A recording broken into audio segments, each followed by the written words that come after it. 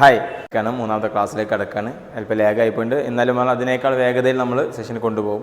അപ്പോൾ നിങ്ങൾ എൻ്റെ കൂടെ കട്ടക്ക് സപ്പോർട്ട് ചെയ്യുക. എക്സാം മാർച്ചിലല്ലേ, സമയമുണ്ടല്ലോ, നാളെ പഠിക്കാമല്ലോ, മറ്റന്നാളെ പഠിക്കാമല്ലോ. അങ്ങനെ നമ്മൾ നാളെ എന്ന് പറഞ്ഞാൽ അത് നീട്ടി വെക്കുകയും അവസാനം എക്സാമിന് തലേന്ന് എടുത്ത് നോക്കുമ്പോൾ ഒന്നും പഠിച്ചിട്ടില്ല എന്ന് മനസ്സിലാകുകയും വേണ്ട രീതിയിൽ ശ്രദ്ധ കേന്ദ്രീകരിക്കാൻ കഴിയാതാവുകയും അവസാനം ടെൻഷനായി ആകെ എക്സാമൊക്കെ ഫ്ലോപ്പായി പോകുന്നൊരവസ്ഥ നമുക്ക് ഉണ്ടാവാറുണ്ട്. അപ്പോൾ അതിന് നമ്മൾ എക്സാം സൈക്കോളജിയിൽ പറയുന്നുണ്ട്, നമ്മൾ ആദ്യം നീട്ടിവെക്കൽ ഒഴിവാക്കണം എന്നാണ്. പ്രൊക്രാസ്റ്റിനേഷൻ, അതായത് നീട്ടിവെക്കൽ നമ്മൾ മാറ്റി വെക്കണമെന്നാണ്. അപ്പോൾ നീട്ടിവെക്കൽ മാറ്റി വെക്കാൻ നമുക്ക് ഒരു 9 കാര്യങ്ങളുണ്ട്. ആ 9 കാര്യങ്ങൾ ഈ സെഷനിൽ പറയുന്നുണ്ട്, സ്കിപ്പ് ചെയ്യാതെ കാണുക. ഓക്കെ, അപ്പോൾ നമ്മൾ ആ പ്രൊക്രാസ്റ്റിനേഷൻ, അതായത് നീട്ടിവെക്കൽ മാറ്റി വെക്കാൻ നമുക്ക് എന്തൊക്കെ ചെയ്യാമെന്നുള്ളത് നമ്മൾ പറയാറുണ്ട്. എനിക്ക് ശ്രദ്ധ കേന്ദ്രീകരിക്കാൻ പറ്റുന്നില്ല, അതായത് പഠനത്തെ സീരിയസ് ആയിട്ട് എടുക്കാത്തത് കൊണ്ടാണ് നമുക്ക് പഠനത്തിൽ ശ്രദ്ധ കേന്ദ്രീകരിക്കാൻ കഴിയാത്തത്.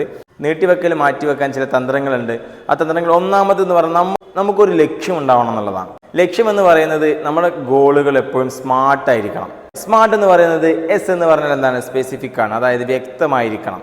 രണ്ടാമത്തെ എം ആണ്. എം എന്ന് പറയുന്നത് മെഷറബിൾ ആയിരിക്കണം, അതായത് നമുക്ക് അളക്കാൻ പറ്റുന്നതായിരിക്കണം.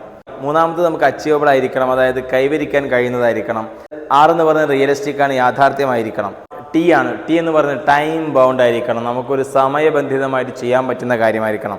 ഇങ്ങനെ സ്മാർട്ടായിട്ട് ഗോൾ സെറ്റ് ചെയ്യുക എന്നുള്ളതാണ് ഏറ്റവും മനോഹരമായ പുസ്തകത്തിൽ തുറന്നു നോക്കാൻ പറ്റുന്ന രീതിയിൽ നിങ്ങളത് എഴുതി വെക്കണം.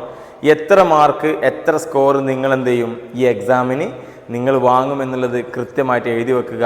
ആ സ്മാർട്ടായ ഗോളോടുകൂടെ നിങ്ങൾ പഠിച്ചു തുടങ്ങുക എന്നുള്ളത്